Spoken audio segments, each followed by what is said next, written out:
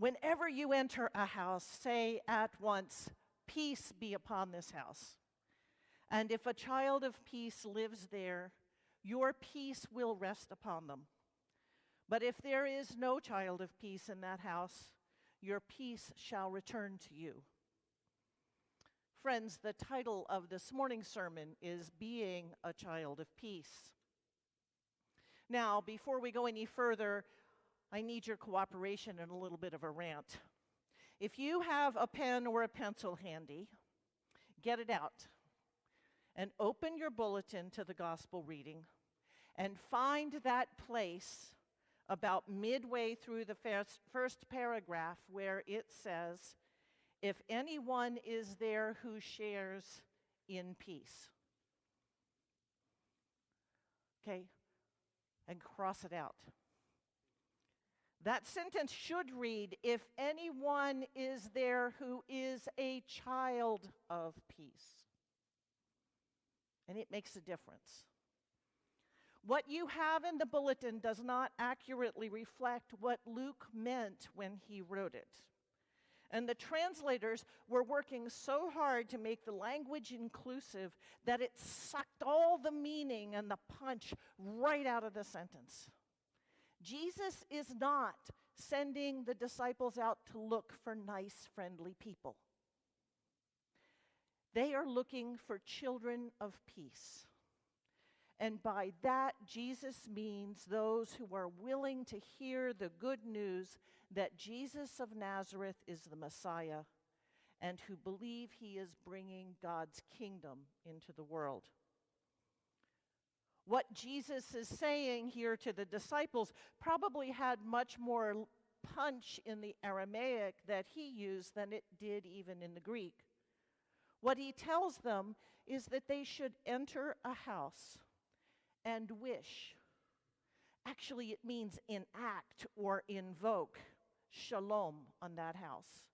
And that if a child of shalom lives in that house, then that shalom shall rest on that person. It shall be shared with that person. Shalom is something real. It's not just an abstract idea. Shalom is not just peace with the absence of conflict, and in fact, it can often create more conflict than it eliminates at first, because shalom is about God's priorities.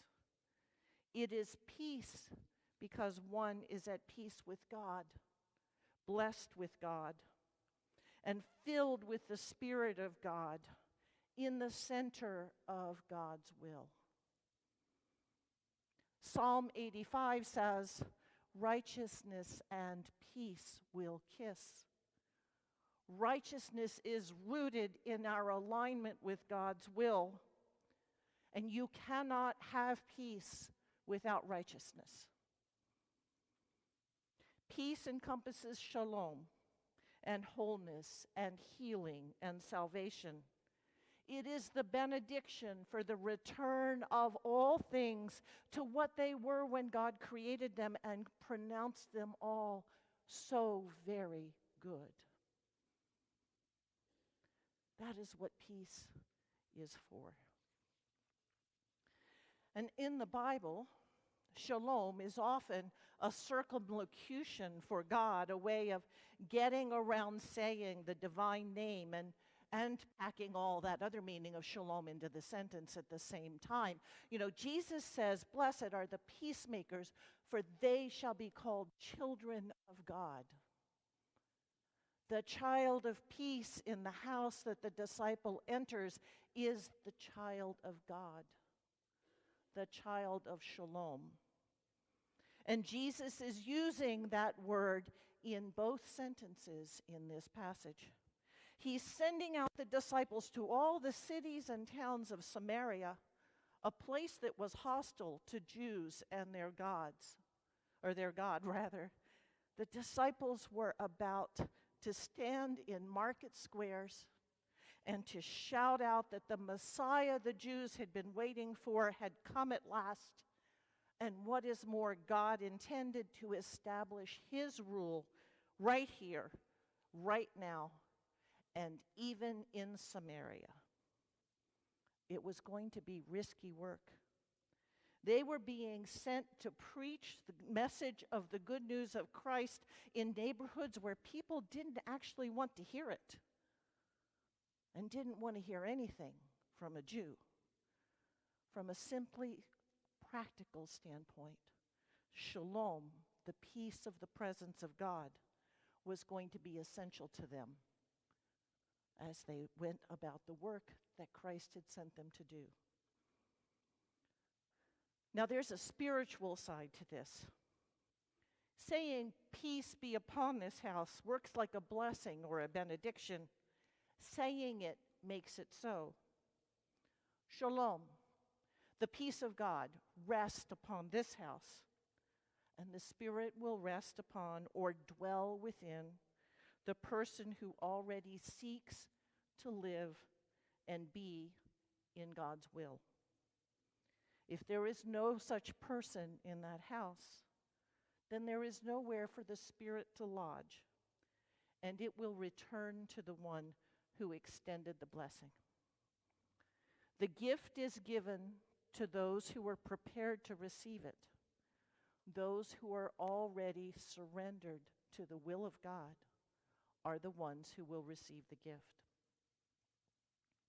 So how do we get to the place where we can recognize a child of peace? How do we become children of peace ourselves? Well, the first thing we have to do is we have to get rid of our notion that peace and tranquility are synonyms. Shalom is about God, and God is not necessarily about tranquility. Think about it. When Jesus sends a group of disciples into Samaria, they're going into hostile territory. These were places where giving one's allegiance to a Jewish carpenter from Galilee was going to tear apart families and whole communities. This is the sort of thing Jesus meant when he said he came not to bring peace but a sword. There isn't much that is tranquil about that. The tranquility of shalom in this case comes as an interior gift, a confidence about living in the will of God and in God's presence, no matter what the circumstances might be. The second thing we're going to have to know and be is that to be a child of peace, to be a child of God, you have to believe in God, Father, Son, and Holy Spirit, and to live as though God is real and really here with us. That means dealing with Jesus and all that incarnation, crucifixion, resurrection, Trinity stuff that so many of us have a hard time dealing with, and we just want to push to the edges. You will not be a child of shalom if you insist on that, because you will not know the God with whom you are in relationship. And that is that tranquility thing. If we live like we really believe in God and that we are sure of God's presence with us, and I don't mean that in all the awful ways you can think of, if we live like that, then we will probably not be intellectually or spiritually comfortable to ourselves, much less our families, our friends, our neighbors, and our neighborhood. External tranquility and comfort aren't really the point of the peace of God. But intentional groundedness and a sense of being safely anchored, even a storm, that is very much a part of that peace. Third, peace must be accompanied by righteousness. Again, that sense of being connected to the will of God. It must be accompanied by truth and justice and mercy and love. For without those, there is no righteousness. Truth is anchored in God. And when we know God, we can speak the truth in our world, and we can speak it from a place of love, rather than with bitterness, hatred, or arrogance. And the next essential element of righteousness is justice.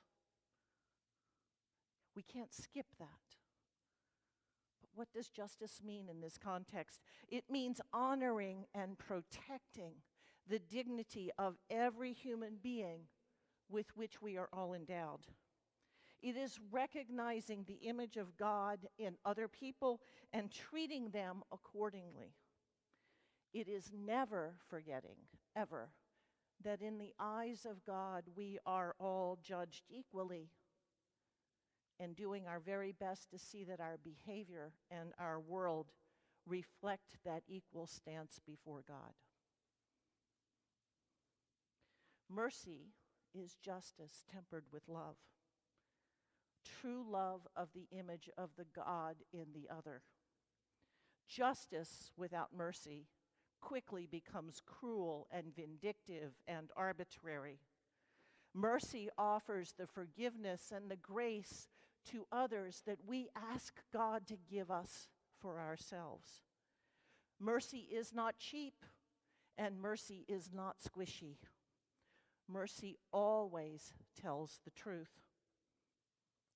Mercy without justice, though, is ridiculous because it fails to tell the truth and it never holds anyone accountable. It is not love, it is simply evasion. To be a child of peace, you must point your life in that direction, and you must dedicate your whole self to that direction of being at one with God. And you know, in life, like in archery, I learned long ago, if you don't aim at anything in particular, you're going to hit it. So to be a child of peace, we have to be specific about the God to whom we have committed our lives. And without some particular knowledge and relationship with the God that we have committed ourselves to, we can't talk about our faith. We cannot pass it on. It cannot have any impact on others. And any love or truth or justice or mercy that we attempt to bring in the world will only be small and distorted and twisted. It won't be true shalom at all, because the healing and peace and the complete restoration of all creation for which we all long comes only through Christ, only through God. Jesus says that those who have seen him and believe in him have seen and believed in the Father. And it seems to me that for us, that's a really good place to start. It is the place where the disciples were encouraging people to start when they went house to house in Samaria. Shalom is ultimately about being surrendered to God, about being willing to commit to having a real God, not a God of our imaginations, not a God of the philosophers, not some abstract idea that floats around outside of us. And it is about living as though we matter to God and God matters in our lives. Now, if you do those things, you will be a child of shalom, a child of peace. God's presence will be in you and with you, anchoring you and shaping everything that you do. And when that happens, if that happens, then through you, shalom will have a place to rest, to abide, to grow, and make it known in all of the world. And then, then we can truly call ourselves children of God.